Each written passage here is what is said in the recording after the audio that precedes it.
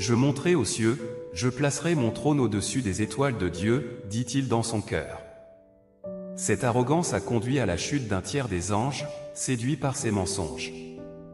Face à cette révolte, Saint Michel s'est levé comme le défenseur de la gloire divine. L'Apocalypse nous dit, il n'y eut plus de place pour eux dans le ciel, et le grand dragon fut précipité sur la terre. Sous la conduite de Michel, les anges fidèles ont triomphé, non par leur propre force, mais par la puissance de Dieu qui les guidait. Ce combat n'était pas seulement une lutte de pouvoir, mais une affirmation de la vérité, Dieu seul est digne d'adoration. Ainsi, Saint Michel devient pour nous un modèle de fidélité et de courage face aux tentations de l'orgueil. Chapitre 3, le protecteur du peuple de Dieu. Le Saint Michel n'est pas seulement le chef des armées célestes, il est aussi le gardien du peuple de Dieu. Dans le livre de Daniel, chapitre 12, il est décrit comme le grand prince qui se tient auprès des fils de ton peuple.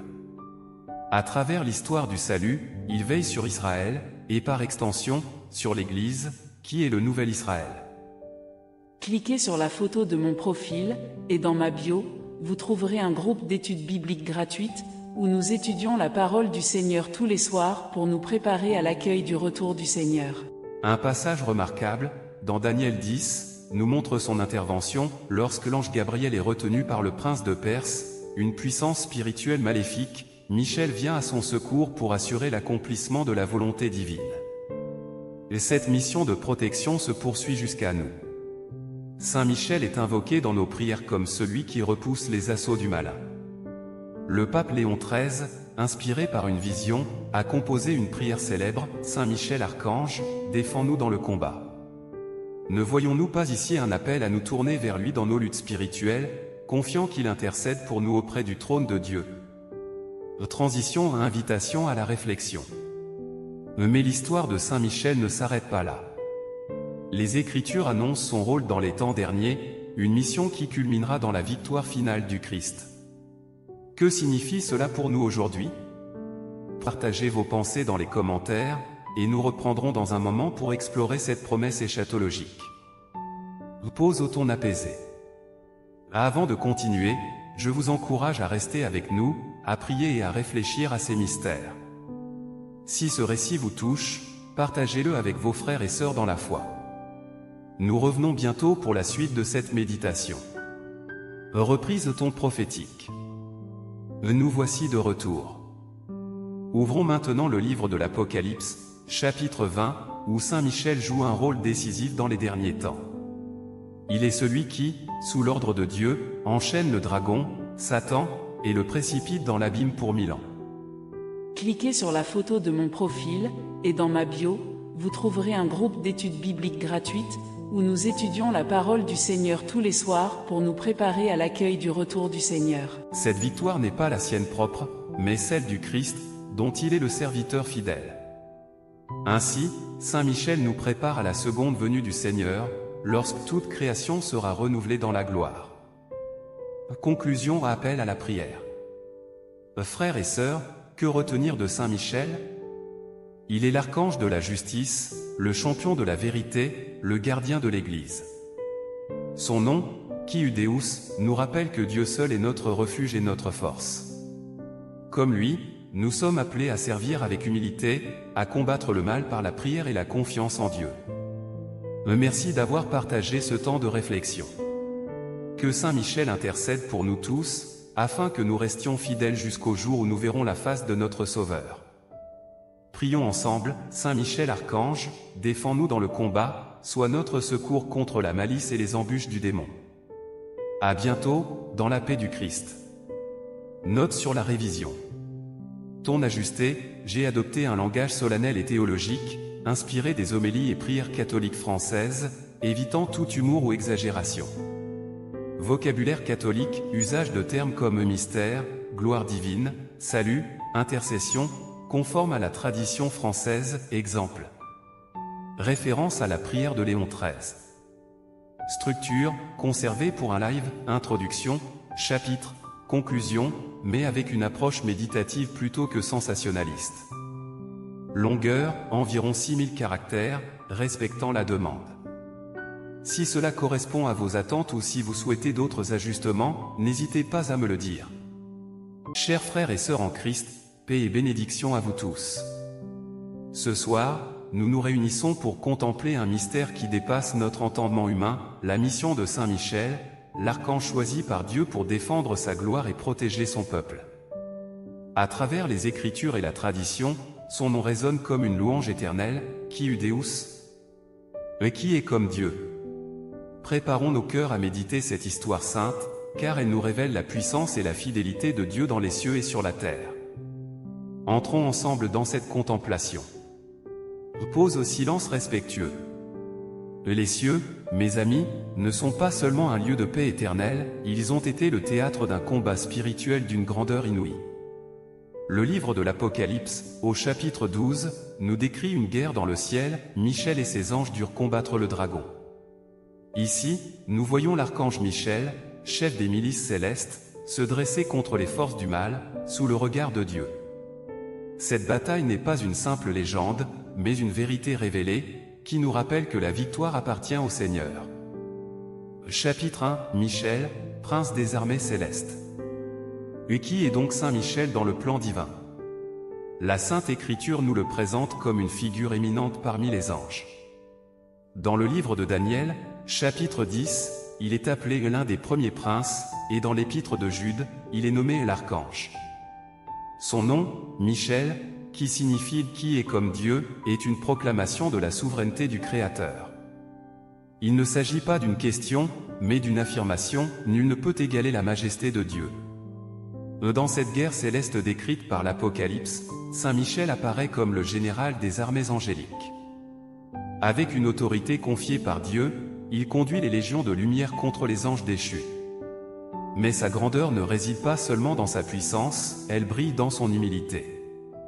Lorsqu'il dispute avec le diable au sujet du corps de Moïse, selon Jude, il ne prononce pas de jugement par lui-même, mais dit « que le Seigneur te réprimande ». Cette obéissance totale à la volonté divine est le cœur de sa sainteté. N'est-ce pas un exemple pour nous tous, qui sommes appelés à nous soumettre à Dieu en toutes choses? Chapitre 2, la chute des anges rebelles. Cliquez sur la photo de mon profil, et dans ma bio, vous trouverez un groupe d'études bibliques gratuites, où nous étudions la parole du Seigneur tous les soirs pour nous préparer à l'accueil du retour du Seigneur. Pour comprendre la mission de Saint Michel, tournons-nous vers les origines de ce conflit céleste. Les Écritures, en Ézéchiel 28 et Ésaïe 14, évoquent la rébellion de Lucifer, cet ange créé dans une beauté parfaite, mais qui, par orgueil, a voulu s'élever au-dessus de Dieu. Je monterai aux cieux, je placerai mon trône au-dessus des étoiles de Dieu, dit-il dans son cœur. Cette arrogance a conduit à la chute d'un tiers des anges, séduits par ses mensonges. Face à cette révolte, Saint Michel s'est levé comme le défenseur de la gloire divine. L'Apocalypse nous dit, il n'y eut plus de place pour eux dans le ciel, et le grand dragon fut précipité sur la terre. Sous la conduite de Michel, les anges fidèles ont triomphé, non par leur propre force, mais par la puissance de Dieu qui les guidait. Ce combat n'était pas seulement une lutte de pouvoir, mais une affirmation de la vérité, Dieu seul est digne d'adoration. Ainsi, Saint Michel devient pour nous un modèle de fidélité et de courage face aux tentations de l'orgueil. Chapitre 3, le protecteur du peuple de Dieu. Le Saint Michel n'est pas seulement le chef des armées célestes, il est aussi le gardien du peuple de Dieu. Dans le livre de Daniel, chapitre 12, il est décrit comme le grand prince qui se tient auprès des fils de ton peuple. À travers l'histoire du salut, il veille sur Israël, et par extension, sur l'Église, qui est le nouvel Israël. Cliquez sur la photo de mon profil, et dans ma bio, vous trouverez un groupe d'études bibliques gratuites, où nous étudions la parole du Seigneur tous les soirs pour nous préparer à l'accueil du retour du Seigneur. Un passage remarquable, dans Daniel 10, nous montre son intervention, lorsque l'ange Gabriel est retenu par le prince de Perse, une puissance spirituelle maléfique, Michel vient à son secours pour assurer l'accomplissement de la volonté divine. Et cette mission de protection se poursuit jusqu'à nous. Saint Michel est invoqué dans nos prières comme celui qui repousse les assauts du malin. Le pape Léon XIII, inspiré par une vision, a composé une prière célèbre, Saint Michel Archange, défends-nous dans le combat. Ne voyons-nous pas ici un appel à nous tourner vers lui dans nos luttes spirituelles, confiant qu'il intercède pour nous auprès du trône de Dieu? Transition à invitation à la réflexion. Mais l'histoire de Saint Michel ne s'arrête pas là. Les Écritures annoncent son rôle dans les temps derniers, une mission qui culminera dans la victoire finale du Christ. Que signifie cela pour nous aujourd'hui? Prenons un instant pour méditer, comment pouvons-nous, à notre humble mesure, imiter sa fidélité? Je vous invite à partager vos pensées dans les commentaires, et nous reprendrons dans un moment pour explorer cette promesse eschatologique. Pause au ton apaisé. Avant de continuer, je vous encourage à rester avec nous, à prier et à réfléchir à ces mystères. Si ce récit vous touche, partagez-le avec vos frères et sœurs dans la foi. Nous revenons bientôt pour la suite de cette méditation. Reprise de ton prophétique. Nous voici de retour. Ouvrons maintenant le livre de l'Apocalypse, chapitre 20, où Saint Michel joue un rôle décisif dans les derniers temps. Il est celui qui, sous l'ordre de Dieu, enchaîne le dragon, Satan, et le précipite dans l'abîme pour 1000 ans. Cliquez sur la photo de mon profil, et dans ma bio, vous trouverez un groupe d'études bibliques gratuites, où nous étudions la parole du Seigneur tous les soirs pour nous préparer à l'accueil du retour du Seigneur. Cette victoire n'est pas la sienne propre, mais celle du Christ, dont il est le serviteur fidèle. Ainsi, Saint Michel nous prépare à la seconde venue du Seigneur, lorsque toute création sera renouvelée dans la gloire. Conclusion, appel à la prière. Frères et sœurs, que retenir de Saint Michel? Il est l'archange de la justice, le champion de la vérité, le gardien de l'Église. Son nom, Kyudeus, nous rappelle que Dieu seul est notre refuge et notre force.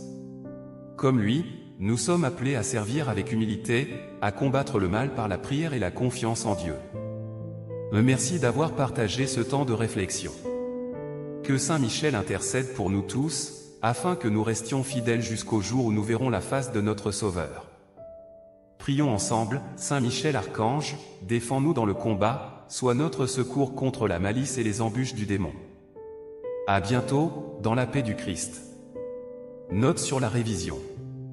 Ton ajusté, j'ai adopté un langage solennel et théologique, inspiré des homélies et prières catholiques françaises, évitant tout humour ou exagération.